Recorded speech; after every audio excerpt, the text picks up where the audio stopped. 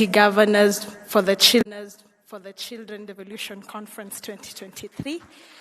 And besides me is my governor and the children's governor for the Devolution Conference 2023 from Kedoa School for the Deaf.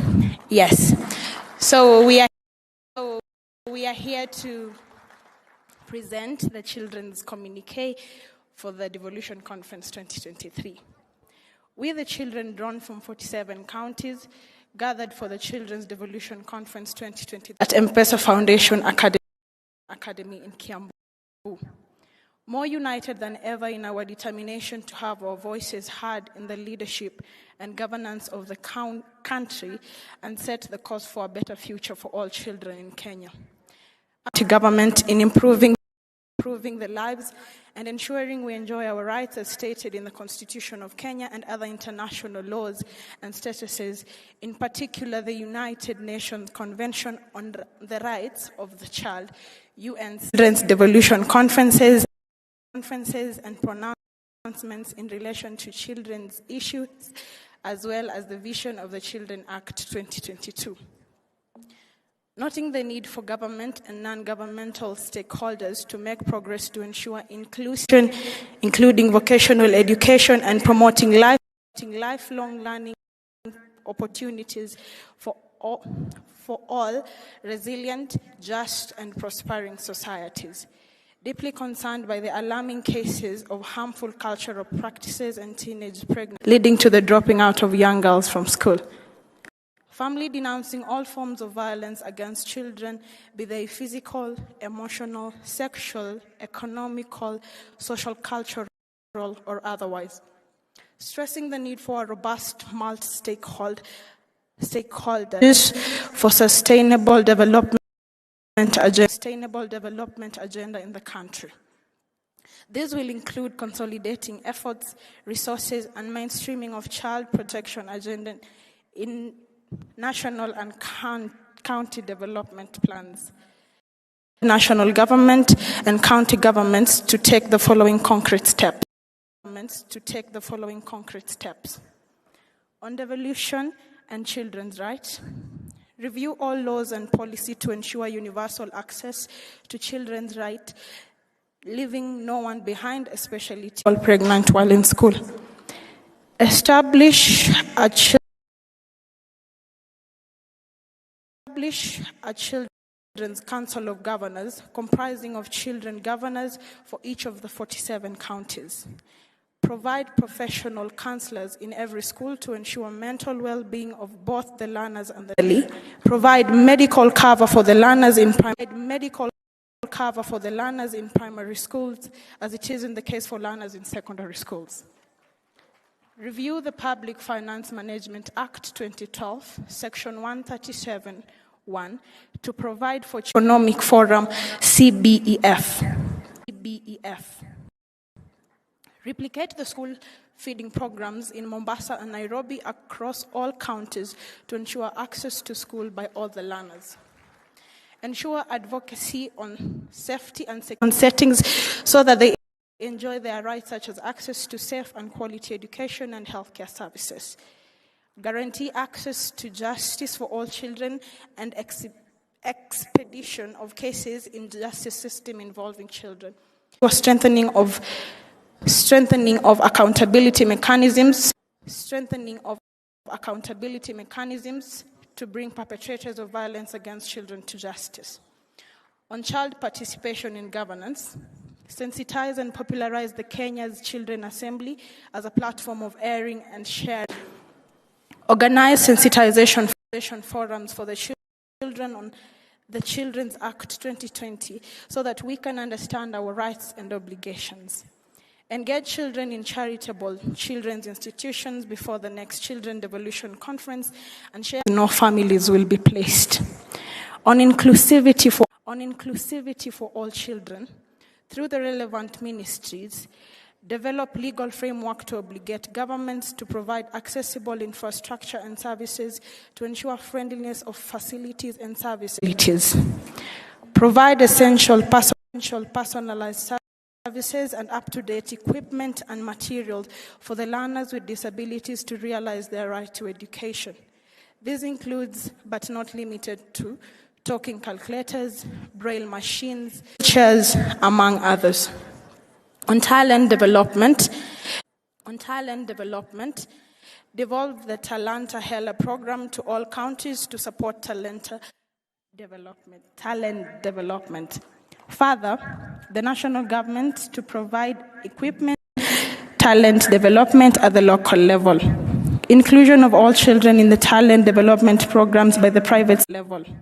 Inclusion of all children in the talent development programs by the private sector institutions such as Women in Technology program and the Chapandimba. On environment and climate change, we reiterate our commitment to protecting the environment and call to take personal responsibility in the mitigation of the effects of climate change. We call upon the national and the county governments to involve children and invest in renewable energies, green and blue economies, as well as other modern energy technologies such as a national campaign on growing 15 billion trees during our time in and out of school.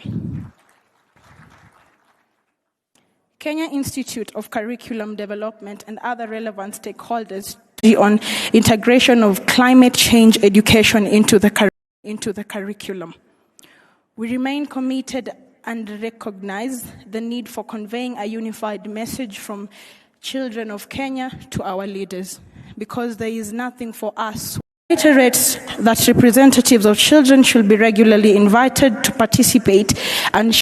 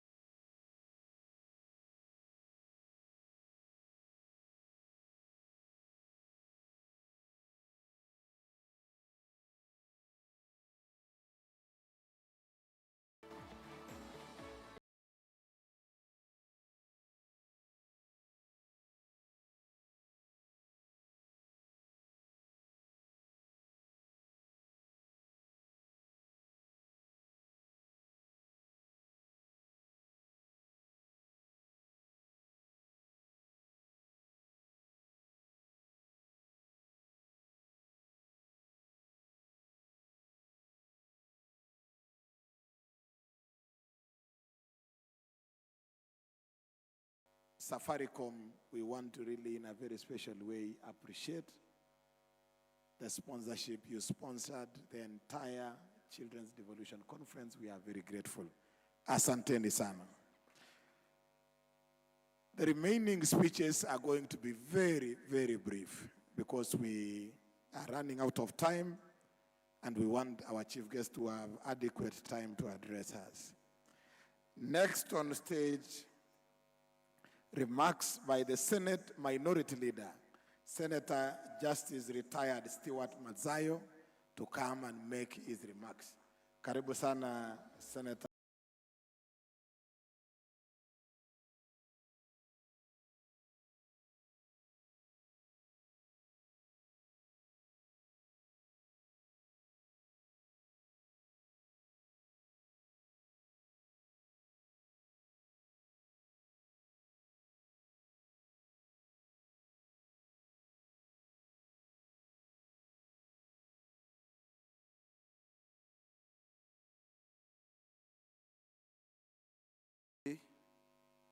The Right Honorable Prime Minister Raila Odinga,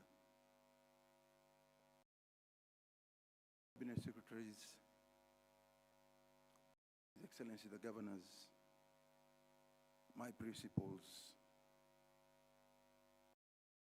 colleagues of the Senate, all protocol observed.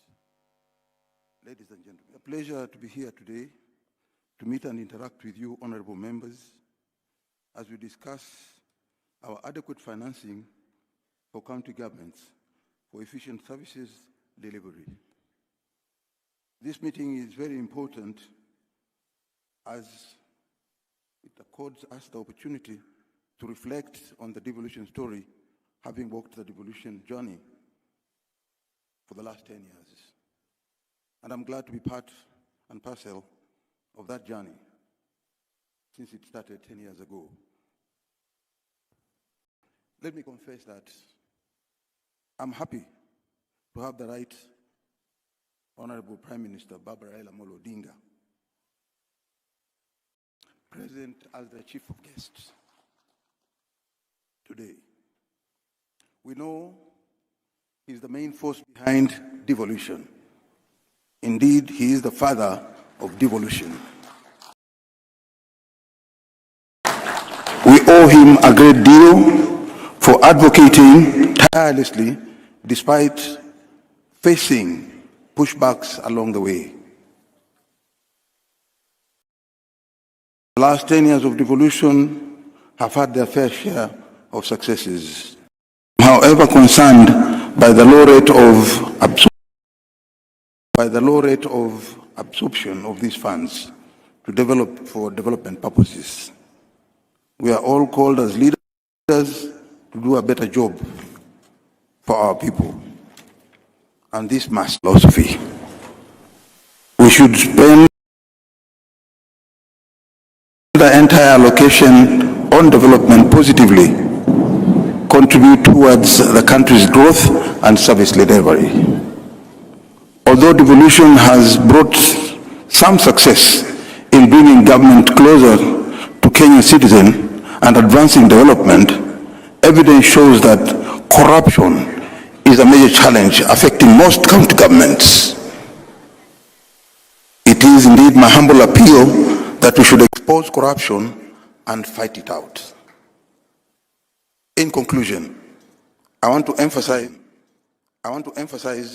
that the about two levels of, but complementing each other for efficient and effective service delivery to the citizens. I urge my colleagues at the Senate not to abrogate their oversight duty in holding the county governments accountable.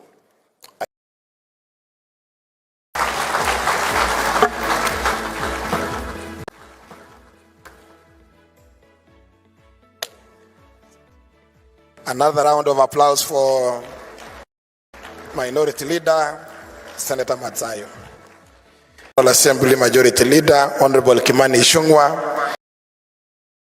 Ichung'wah, and on his behalf, the remarks will be made by the Deputy Majority Leader, Owen Baya.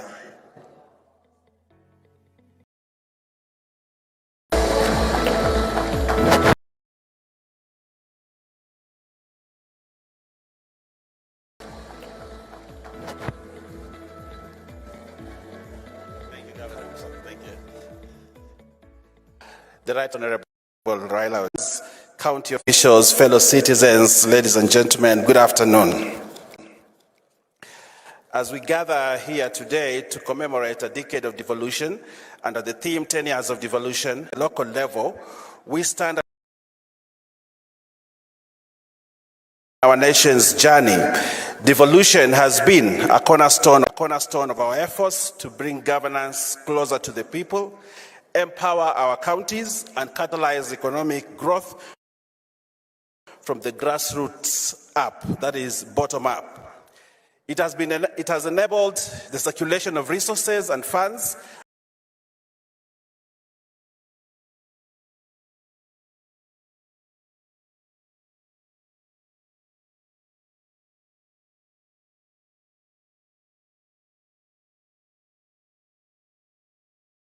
at the local level,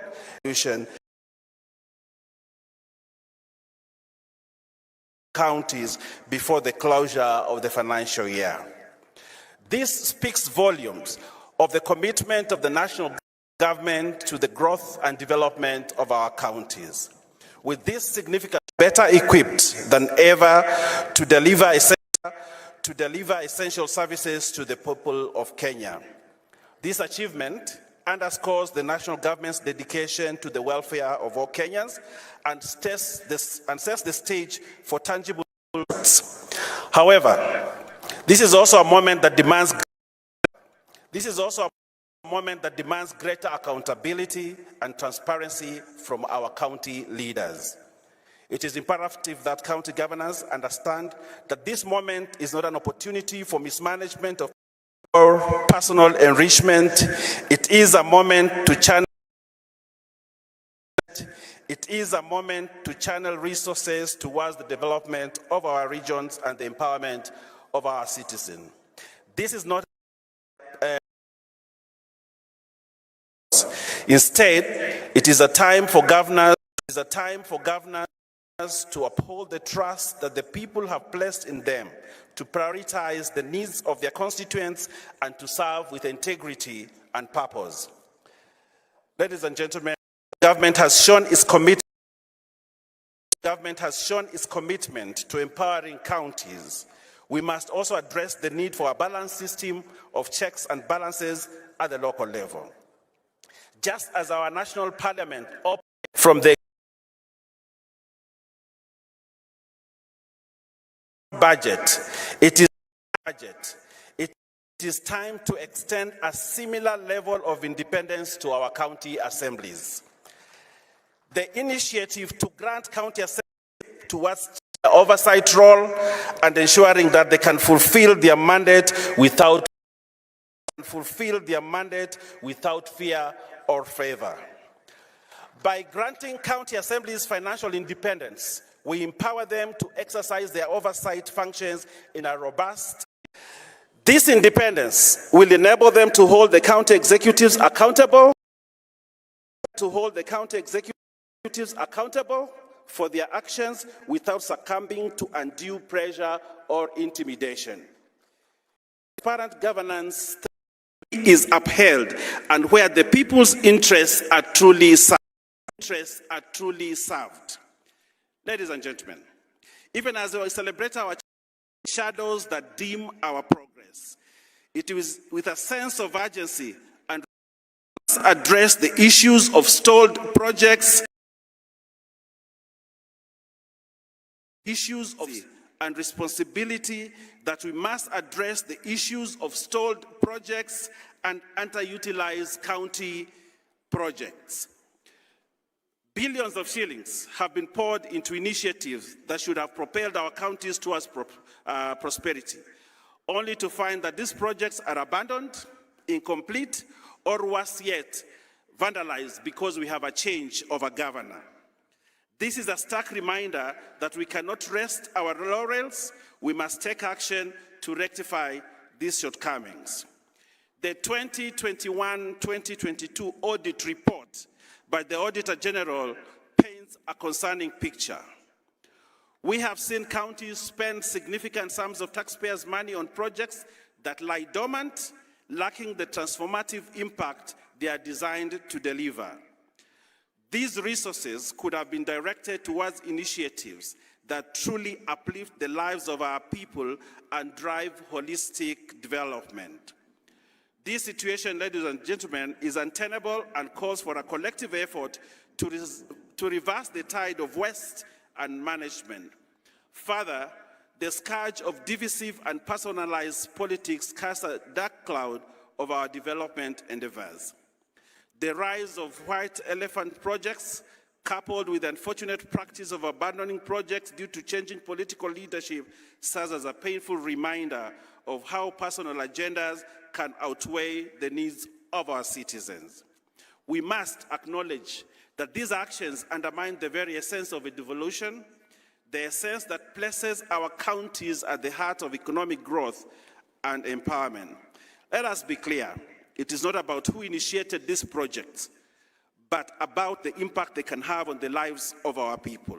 We owe it to ourselves and to future generations to rise above partisan politics and prioritize the common good. It is not bad politics. It is a disservice to our citizens to abandon ongoing projects and embark on new ones that might serve as mere tokens of political ambition. The sight of incomplete projects scattered across our nation serves as a stark reminder of our failure to deliver on our promises. We must find a way to harness the collective energy and expertise of leaders from all corners of the nation. I therefore implore all county leaders to embrace continuity and strive to complete projects that were initiated before their tenure. This is not only an act of fiscal responsibility, but also a demonstration of commitment to our people's welfare.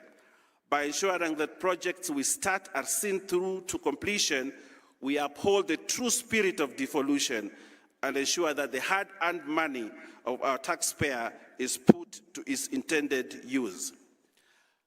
As we stand at this crossroads, ladies and gentlemen, let us recommit ourselves to the principles of unity, progress, and empowerment.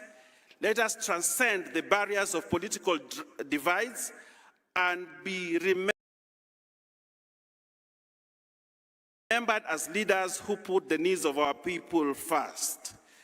Lastly, let us honor the spirit of devolution by completing projects that have the potential to transform lives, and in doing so, safeguard the vision and integrity of this noble endeavor. Thank you, and may we all work together to realize the full potential of devolution for the betterment of every Kenyan. Thank you very much. God bless you. Another round of applause for the Deputy Majority Leader.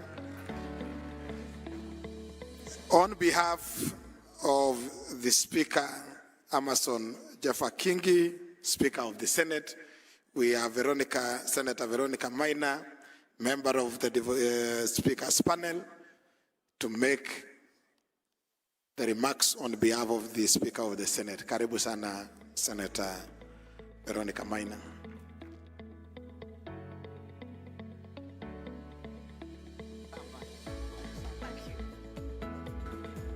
Thank you very much, Governor Sang.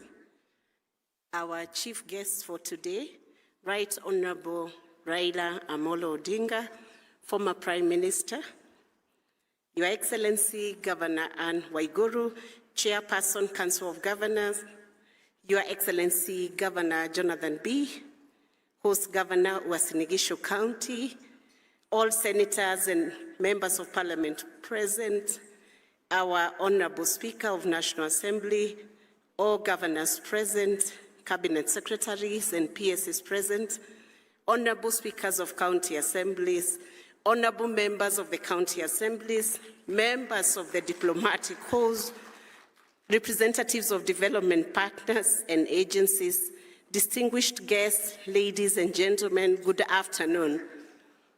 Prior to the promulgation of the 2010 Constitution, the state of affairs was characterized by glaring economic imbalance driven by skewed distribution of resources and opportunities.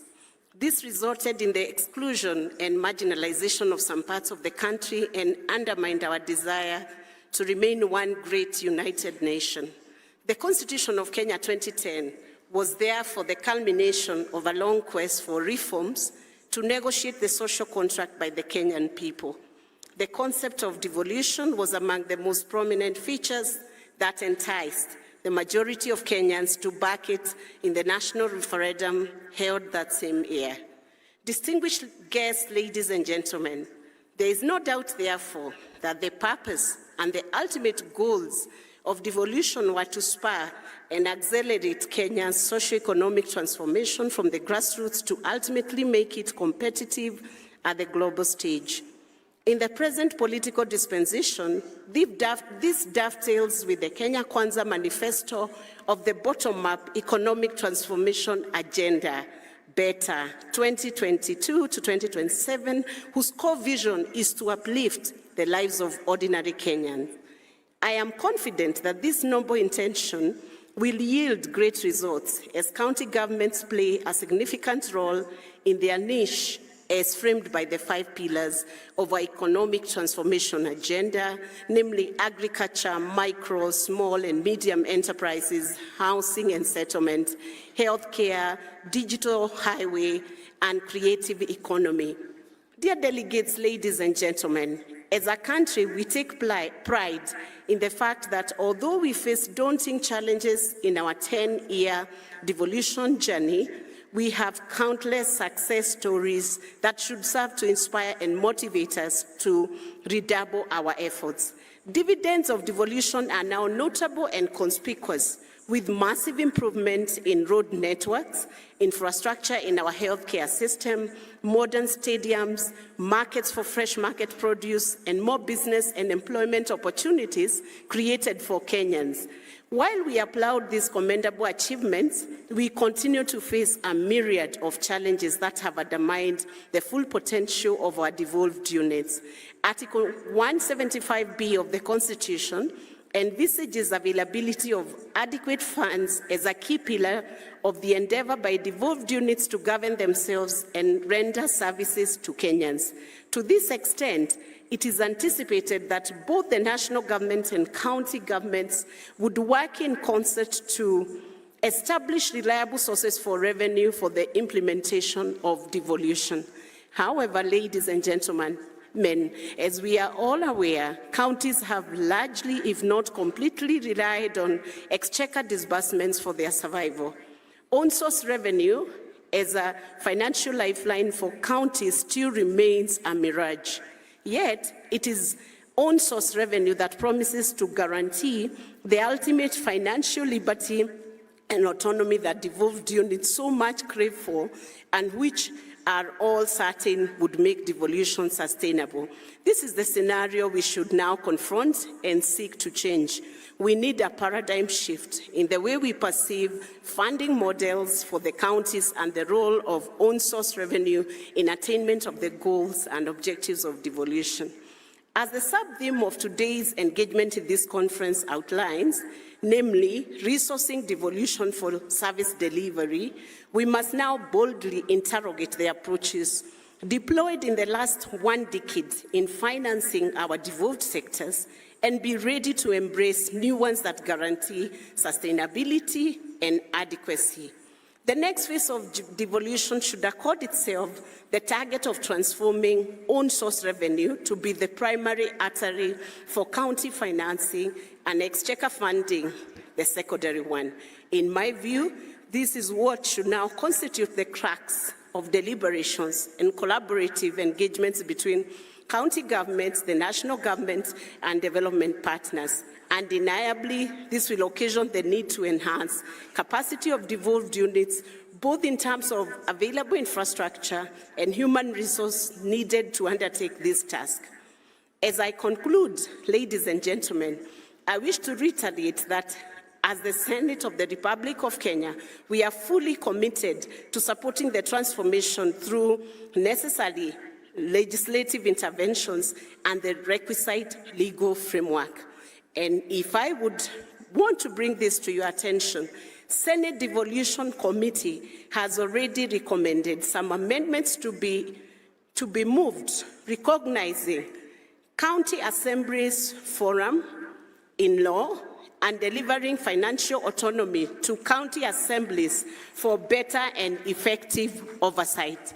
Amendments are underway amendments to the Intergovernmental Relations Act and the PMFA Act are underway. And we are glad to hear that through the speech delivered by Majority Leader, that National Assembly will support this initiative. Ladies and gentlemen, we look forward to robust and progressive recommendations from this conference that will help frame and inform our engagements in the devolution space while allowing us to break new ground in the implementation of devolved governance. I thank you all for listening. Thank you. Another round of applause to Senator Veronica Maina for that wonderful speech. It's now my honor to invite the COG Chair, Governor Anne Waiguru, to come and make her remarks, recognize the invited guest, and invite our chief guest. Karibu sana, Madam Chair.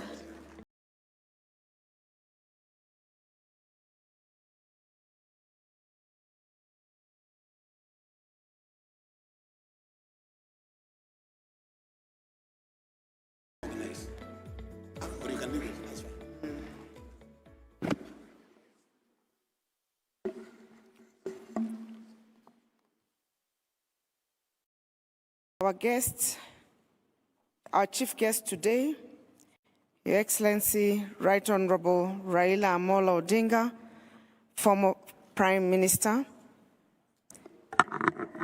Excellency Governors and Deputy Governors present, members of the Executive, Cabinet Secretaries and Principal Secretaries, representatives of constitutional commissions and independent participants that are here, Your Excellency, Right Honorable former Prime Minister, there's representatives from the county executives, we have representatives from the county assembly, quite a huge number, we have speakers, deputy governors, we have from the national government cabinet secretaries and principal secretaries, we also have a diplomatic community also represented in this room, private sector, and many other partners that are with us. So allow me not to go through the individual representatives.